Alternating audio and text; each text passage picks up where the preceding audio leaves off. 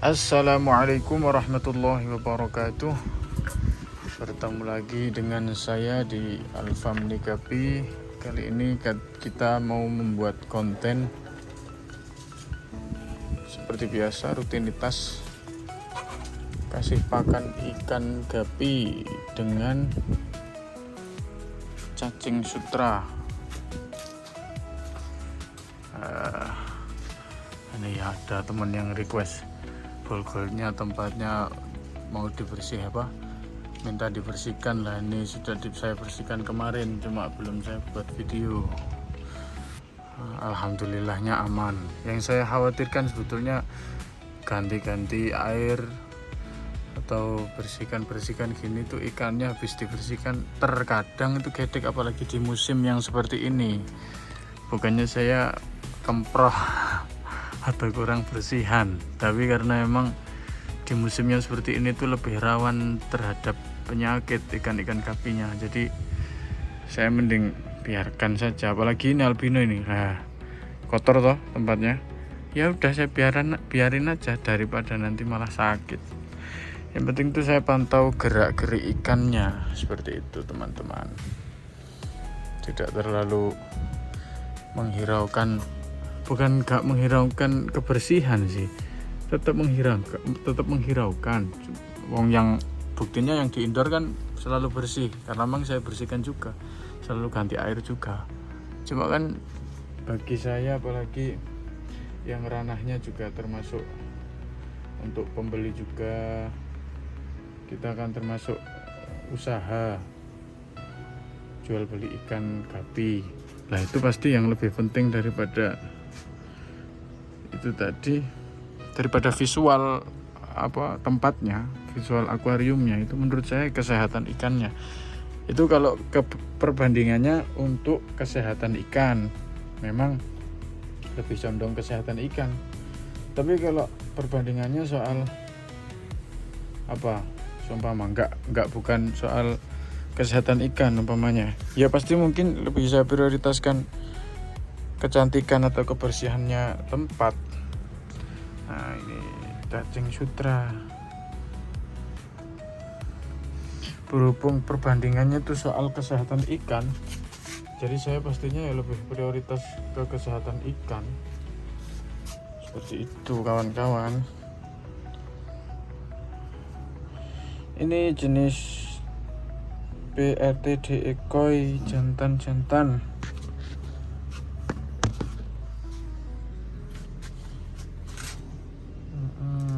Lanjut, betina bongsor dari Happy Blue atau Happy Purple. Ayo, punya teman-teman ada betinaan yang sebesar ini, bongsor banget.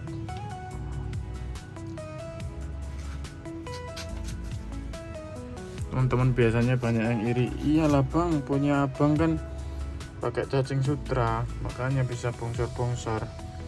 Ya di tempat kalian apa nggak ada cacing sutra?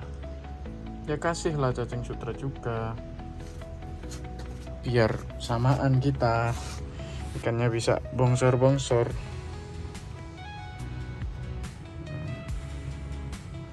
Ini karena tempatnya yang kayak gini, sempit gini, jadi agak susah kasih pakannya. Ini ada lagi PRT koi atau PRTD koi, terserahlah mau dinamainya apa. Nah, kelihatan jelas ya. Gimana? Cakep enggak? Ikannya lumayan lah ya. Nah ini guys, berubah kelihatan nih betina PRTDE ini juga bongsor. Oh iya, sambil saya mau cerita teman-teman, kayaknya mulai besok atau mulai kapan, intinya inginnya mulai dari sekarang tuh saya merawat ikannya itu pengen bener-bener saya pisah jantan betina saja dengan rawatan di tempat saya loh ya. Kalau dengan dirawatan di tempat kalian umpama nggak seberapa beda dengan cara saya membudidaya atau saya memelihara, ya jangan disamakan kalau memang beda. Nah, kalau di tempat saya dengan kerapatan tempat yang seperti ini, wadahnya juga relatif pas-pasan saja, nggak yang lebar banget, jadi berpotensi jantan atau betina itu loncat teman-teman, loncat dari wadah ini ke wadah ini umpama, atau dari wadah ini ke wadah ini. Nah itu nantinya ketika yang loncat jantan, ya ini isinya betina tok.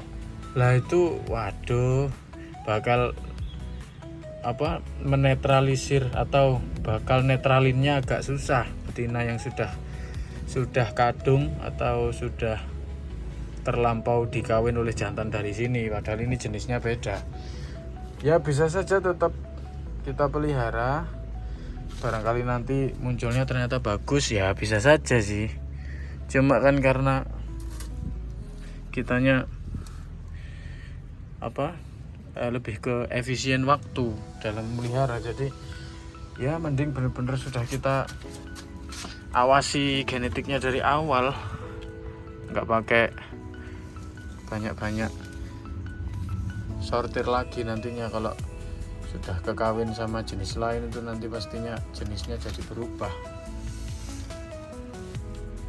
anakan berikutnya pasti nggak tahu jadinya kayak apa gitu, karena nggak benar-benar dari awal kita niatkan untuk nyilang, tapi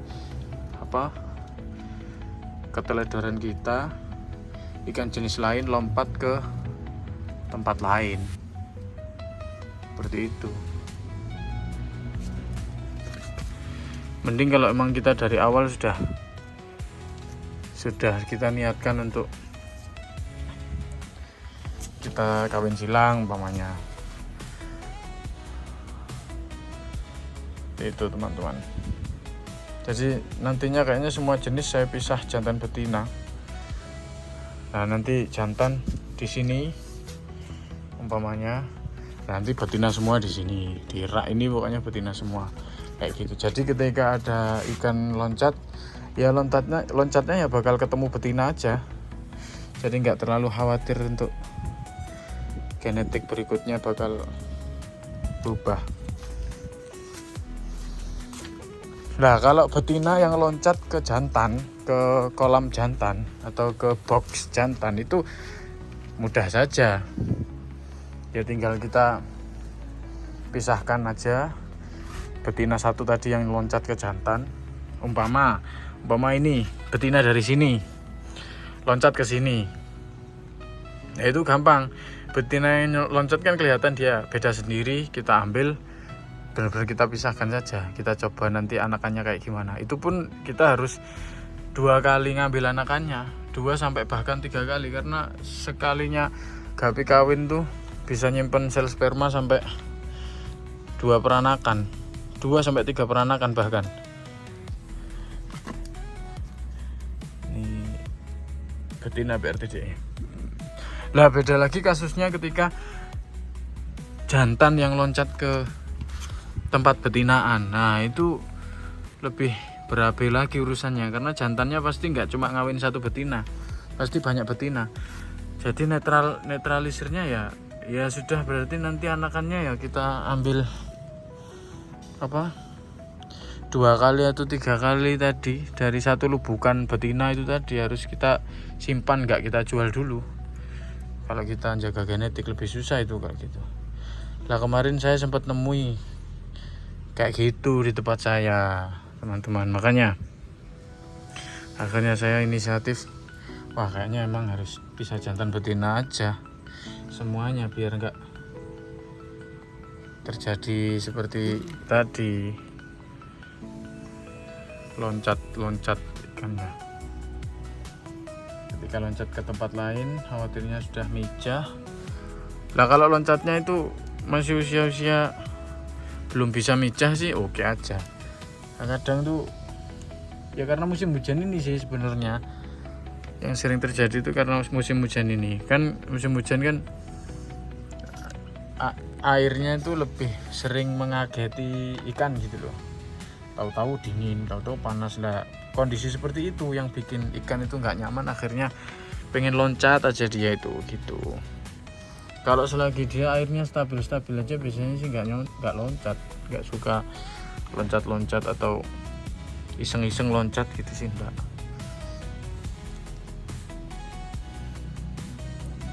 Jadi untuk teman-teman juga mungkin bisa ambil saran saya juga.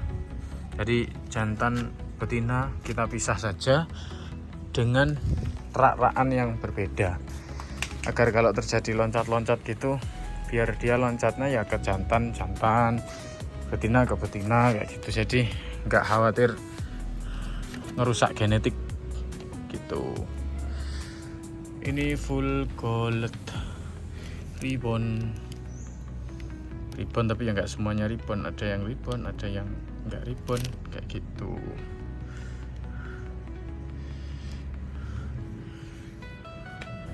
Ini topas ribbon juga, ada yang ribbon, ada yang tidak. Nah, alhamdulillah dalam beberapa hari ini ikan-ikan saya dengan musim yang memang hujan ini termasuk tetap sehat-sehat ikannya. Tuh kelihatan ya, ada yang gedek, pada sehat-sehat, alhamdulillah. Karena memang bisa dibilang musim hujan itu yang sulit ya ketika awal-awal musim hujannya, bukan ketika sudah musim hujannya itu aman sih. Lah perpindahan dari musim kemarau ke musim hujannya itu loh, perpindahannya itu loh, atau hujan-hujan pertamanya itu loh yang bikin ikan itu suka bermasalah itu. Kalau memang sekalian sudah musim hujan sih, ya memang yang saya amati dari 2 tahun ini saya pelihara ya memang aman. Kalau sudah sekalian sudah kelihatan musim hujan berbulan-bulan gitu, atau sudah dapat 2 bulan, 1 bulan, 2 bulan itu aman ikannya. Yang susah itu di minggu pertama turunnya hujan. Nah itu minggu pertama turunnya hujan itu yang rawan-rawannya ikan gapi. Itu menurut saya loh ya, yang saya peliharanya juga di outdoor. Itu yang saya permasalahkan atau yang saya bahas tadi itu yang di outdoor atau di semi outdoor, karena relatif sangat terpengaruh oleh cuaca alam atau cuaca di luar. Beda kalau di indoor. Kalau yang di indoor alhamdulillah yang saya amati ya banyak amannya daripada ketidakamanannya, karena airnya relatif stabil, apalagi saya penggantian juga termasuk rutin, enggak yang molor-molor atau intinya jadwalnya sudah pakem lah untuk yang di indoor.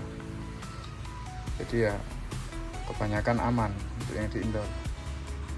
Nah, yang saya bahas tadi itu yang di outdoor. Bingung.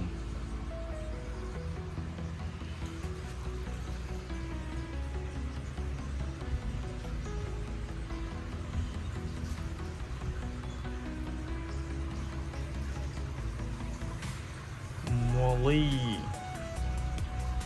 Platinum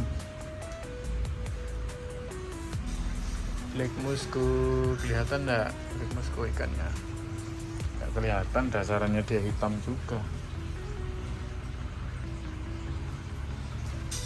Nah ini agak susah teman-teman, karena saya lagi ngerombak tempat ini, pengennya nanti saya buatkan lagi rak. Nah ini sudah saya siapkan keranjang-keranjangnya untuk calon-calon tempat atau calon-calon media pemeliharaan. Nah ini relatif ekonomis ya teman-teman, barangkali teman-teman mau niru bisa. Kalau di Surabaya keranjang buah ini harganya murah, start dari kisaran 3.000-an sampai 5.000-an tergantung yang jual sih. Nah itu tinggal nanti kita belikan plastik untuk airnya agar tidak bocor ya, untuk alas dasaran kolam atau dasaran media biar tidak bocor seperti itu. Tuxedo Koi Ribbon. Jadi kalau di total per media itu bisa nggak sampai 10.000. kalau kita pakainya keranjang buah. Ya cuma enggak tahu sih kalau di daerah teman-teman, daerah masing-masing tuh keranjang buahnya aja itu berapa harganya saya kurang tahu. Nah, itu kan patokannya kalau di tempat saya di Surabaya itu segitu harganya, 3.000 sampai 5.000. Bisa tergantung ukuran, bisa tergantung yang jual. Tapi yang pasti kisaran segitu, nggak akan yang sangat mahal gitu, enggak. Buraya Black Moscow.